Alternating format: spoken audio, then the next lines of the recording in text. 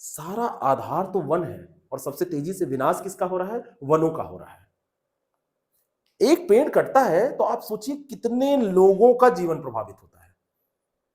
कागज बनाने के लिए तो आप काट ही रहे हैं, आप मकान बनाने के लिए भी काट रहे हैं, आप खेती करने के लिए भी काट रहे हैं, आप रोड बनाने के लिए काट रहे हैं, हर तरीके से काट रहे हैं।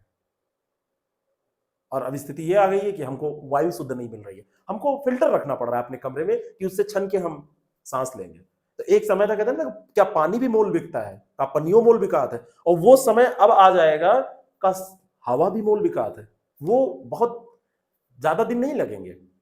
जरा सा एक पिछली पीढ़ी में जाइए तो वो लोग कहते थे का पनियों मोल बिकात है, और पानी बिकने लगा, खरीद के भी शुद्ध मिल जाए, क्योंकि उसमें भी डुप्लीकेसी है।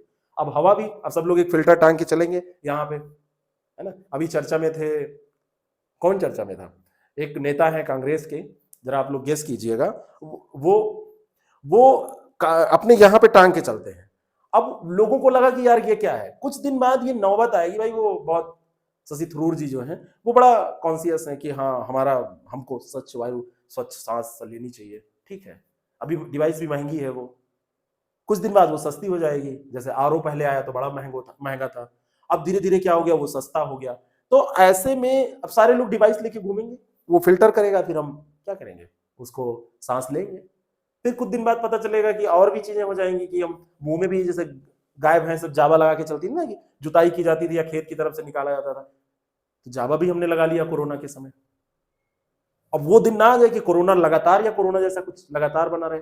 तो सारा कुछ हो रहा है जो जानवरों के साथ हम कर रहे थे, या जो पहले के लोग कहते थे, वो सब हमको दिखने लगा है। और अगर ऐसा होता रहा तो वो जो कहते हैं ना कलयुग आएगा फिर सब नष्ट हो जाएगा, ऐसे ही तो नष्ट होगा।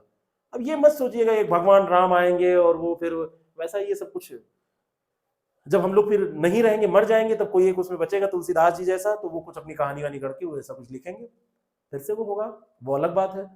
लेकिन इसको बचा के रखिए। एक पेड़ आप काटते हैं तो इस पेड़ पे रहने वाले जो पशु तो खैर नहीं, लेकिन पक्षी, छोटे मोटे कीड़े मकोड़े, जीव जंतु जो रहते हैं इसकी जड़ों से लेके इसके यहाँ तक, तो वो उनका सब आवास आपने छीन लिया।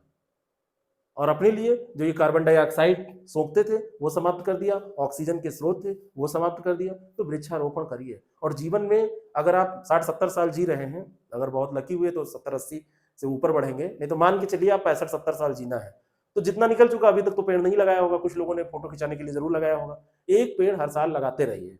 कोई जरूरी नहीं है कि वो पीपल का ही पेड़ लगाइए, अरे आम अमरूद महाराज लगा दीजिए, उससे तो आपको फल भी मिलेगा, तो उसको खाइए भी और अपना ये होता रहेगा। तो यही सब जागरूकता फैलाने